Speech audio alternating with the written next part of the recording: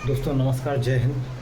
आज मेरा जो वीडियो बनाने का मकसद है वो किसी को परेशान करने का नहीं है। सबसे पहले हिंदू हो या मुसलमान हो या सिख हो ईसाई हो, सबको देखना है, क्योंकि ऐसे बहुत कम लोग हैं जो इस तरीके की भाषा का उपयोग करते हैं। क्योंकि जो नेपाल का जैन जी है, जैन जी का मतलब समझ रहे हैं आप, जो यूथ है वहाँ का, वो समझ चुका है पॉलिटिक्स को। और हमारे जो देश का, इंडिया का जो युवा है, वो सिर्फ एक काम करता है, हिंदू मुस्लिम हिंदू मुस्लिम हिंदू मुस्लिम। इससे आपका काम कुछ भी नहीं होने वाला है, इससे आपका नुकसान ही होने वाला है।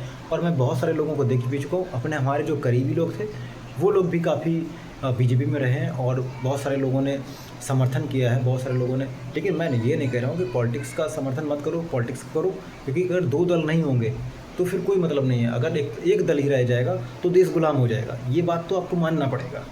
यदि आप केवल किसी एक ही पार्टी का समर्थन चाह रहे हैं और चाह रहे हैं कि कोई दूसरा विपक्ष ना रहे, तो फिर आप अपने देश को कमज़ोर कर रहे हैं, आप अपने देश को गुलाम बनाना चाह रहे हैं। और इसका मुख्य रीज़न ये है कि जो हमारे देश का युवा है, उसकी सबसे बड़ी प्रॉब्लम पता क्या है?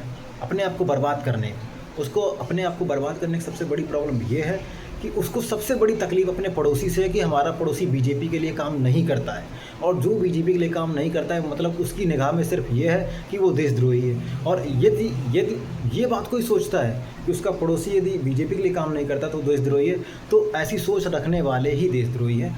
बाकी जिनको हिंदू से भी मतलब है, जिनको मुस्लिम से भी मतलब है, जिनको लगता है कि हमारा पड़ोसी भी हमारे काम में आ सकता है, हमारे देश का कोई भी व्यक्ति हमारे काम में आ सकता है, वो वाकई इस देश का युवा है, वो वाकई देशभक्त है। जिसको ऐसा लगता है कि सिर्फ मोदी जी ही भगवान है या मोदी जी की वजह से ही देश चल रहा है, ऐसा बिल्कुल भी नहीं है। क्योंकि 2014 से जो पहले की कंडीशन थी हमारे देश की, वो बहुत अच्छी कंडीशन थी। लेकिन 2014 की जो बाद की कंडीशन आई है, उसमें सिर्फ नफ़रत का जाल फैलाया गया है। और नफ़रत के जाल में फैलाने के बाद में लोगों को ऐसा हो गया है कि अब सिर्फ लोग, आपने देखा होगा छोटे छोटे बच्चे आते हैं, उनको कुछ पता नहीं है, उनके दिमाग में बस इतना भ्रम डाल दिया गया है कि मोदी जी देश के लिए काम कर रहे हैं, मोदी जी हिंदू के लिए काम कर रहे हैं। और बहुत सारे लोगों ने ये भी मान के रखा है कि हिंदू देश बन जाएगा पूरा, या फिर जो आसपास की कंट्री हैं, पाकिस्तान, नेपाल, चीन, जापान, यहाँ पे जो मुसलमान हैं वो ख़त्म हो जाएंगे, हर जगह पूरा विश्व में सिर्फ केवल हिंदू ही हिंदू रहेंगे। ऐसा बिल्कुल भी नहीं है, ऐसा हो ही नहीं सकता है। क्योंकि हमारे कई सारे मित्र ऐसे हैं जिनको जानकारी तो नहीं है, लेकिन वो बोलने लगते हैं कि कुछ दिन के बाद में पूर्ण विश्व जो है ना वो हिंदू से हो जाएगा। पर ऐसा बिल्कुल भी नहीं होने वाला है। देश की जो जनसंख्या है वो जान चुकी है। और मुझे लगता है कि ये सब लोगों को पता चल जाना चाहिए कि देश में हमारे चल क्या रहा है। अगर एक बीजेपी का व्यक्ति अपने पड़ोसी से नफरत कर सकता है, तो उसको इस चीज़ को रियलाइज़ करना चाहिए कि क्या मैं एक धर्म के प्रति, एक व्यक्ति के प्रति इतना नफरत करने की वजह कहाँ से हुई है। वो खुद ही जान जाएगा कि मैं पहले ऐसा नहीं था, मुझे बनाया है तो बीजेपी ने ऐसा बनाया। और कट्टरता जिसके अंदर भी है वो देशभक्त तो हो नहीं सकता है। ये बात आप हमारी बात मान लीजिएगा, जिसके अंदर भी कट्टरता है वो देशभक्त नहीं हो सकता है, बल्कि वो देश विरोधी हो सकता है। आप किसी भी पार्टी के हैं, अगर आप कट्टरता पे निर्भर करते हैं तो आप देशभक्त नहीं हैं। आप इस चीज़ को समझ लीजिएगा अच्छी तरीके से। इसके पीछे का रीज़न आप जान सकते हैं कि आपके यदि पिताजी ने भी थोड़ी सी ऐसी ज़िंदगी जी होगी तो आपको लग रहा होगा कि आपके पिताजी की वजह से मैं निचले स्तर पर हूँ, बल्कि ऐसा कुछ भी नहीं। आपके डिसीजन जो है ना वो गलत है, आपके पिताजी गलत नहीं है। आपके पिताजी कांग्रेस की सरकार में जिए होंगे, आपके पिताजी हो सकता है कई स्वतंत्रता संग्राम सेनानी, फ्रीडम फाइटर लोगों की ज़िंदगी कांग्रेस ने बदली है। और आज वही लोग, आज वही फ्रीडम फाइटर के लड़के नाती पंथी बीजेपी का सपोर्ट कर रहे हैं और कांग्रेस को नीचे गिरा रहे हैं। उसके पीछे का रीज़न जानते हो आप क्या है? कि माइंड सेट ही, हम लोगों की जो माइंड सेट है ना वो बदल दिया गया है। अब हम लोगों को जो चीज़ें दिखाई गई हैं वही चीज़ें अच्छी लगने लग गई हैं। अब न्यूज़ में अगर दिखाया जा रहा है कि उस मुसलमान ने ऐसा कर दिया, इस मुसलमान ने ऐसा कर दिया, आपके दिमाग में लगेगा कि सारी दुश्मनी मेरी मुसलमान से ही है। लेकिन यकीन मानिए कि जिस दिन भी आपका बुरा वक्त आएगा, जिस दिन भी आपके पास पैसे नहीं होंगे, आपका पड़ोसी बीजेपी का है या किसी भी पार्टी का है, अगर आपको लग रहा है कि वो हमारे काम में आएगा, जो आपके साथ में समर्थन में कर रहा है, हिंदू कर रहा है, वो आपके काम में कभी नहीं आएगा। आपके काम में सिर्फ गरीब इंसान आएगा जो सारे व्यक्तियों से मिलके बना हुआ है। उसके लिए कोई धर्म, कोई मजहब मायने नहीं रखता, उसके लिए अंदर इंसानियत मायने रखती है। और हमारे प्रेमानंद महाराज जी का कहना भी है कि कोई भी धर्म आपको नफ़रत करना नहीं सिखाता है। यदि कोई भी धर्म आपको नफ़रत करना सिखाता है तो वाकई मानिएगा कि ना ही वो धर्म के प्रति चल रहा है और ना ही वो देश के प्रति चल रहा है।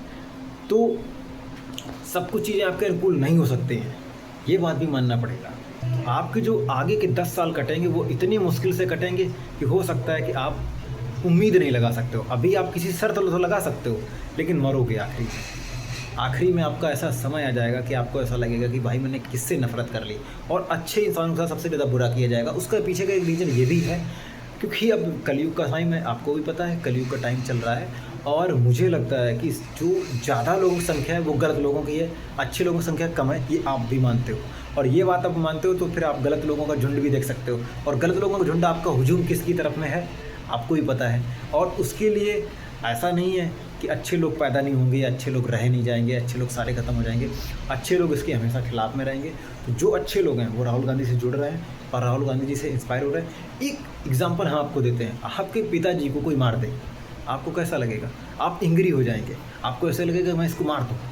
लेकिन एक व्यक्ति ने अपनी दादी को खोया है सिर्फ इस देश के लिए, अपने पिताजी को खोया है सिर्फ इस देश के लिए, और कई अपोजिट पार्टी बीजेपी ने उसकी माता के लिए भी बहुत सारे गंदे शब्द बोले हैं। और जब आज मोदी जी के लिए एक शब्द बोल दिया जाता है कि, और मोदी जी का शब्द जो बोला जाता है वो मोदी जी का ही पार्टी का लोग होता है, वो जब बोल देता है तो मोदी जी रोने लगते हैं। भाई साहब, आपने किसी की माँ की तुच्छ भाषा में उपयोग किया है, किसी की माँ की बेइज्जती की है, और आप अपनी माँ के लिए इतना रो रहे हो। भाई साहब, ये कौन सा तरीका है? तो ये सारी चीज़ें गलत है, ये एक ड्रामा है। और अभी कुछ दिन के बाद में हो सकता है कि बीजेपी दूध की धुली बन जाए, फिर ऐसा लग जाए कि मोदी जी की वजह से देश पार्टी चल रही थी। तो अब उन लोगों को लिए जान लेना चाहिए कि मोदी जी से देश ये नहीं चलने वाला है।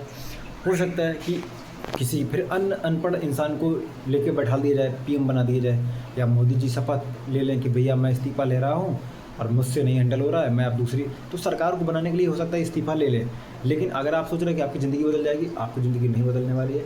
मैं सिर्फ आपको इसलिए कह रहा हूँ कि आप सिर्फ अपने काम पे फोकस करिएगा। अगर आप हिंदू मुस्लिम की राजनीति से जी रहे हैं तो वाकई आप अपने आप को ख़त्म कर रहे हैं, अपनी माँ के साथ धोखा कर रहे हैं, अपने बाप के साथ धोखा कर रहे हैं, अपने दोस्तों के साथ भी धोखा कर रहे हैं। क्योंकि आपको अगर कोई नफ़रत बनाता है, आपके अंदर कोई नफ़रती पैदा करता है, आपके अंदर कोई कट्टरता धरता है, आपके अंदर कोई तुच्छ भाषा का उपयोग करना बताता है, तो फिर आप बाकी देश के खिलाफ नहीं हो, आप देश के सपोर्ट में नहीं हो।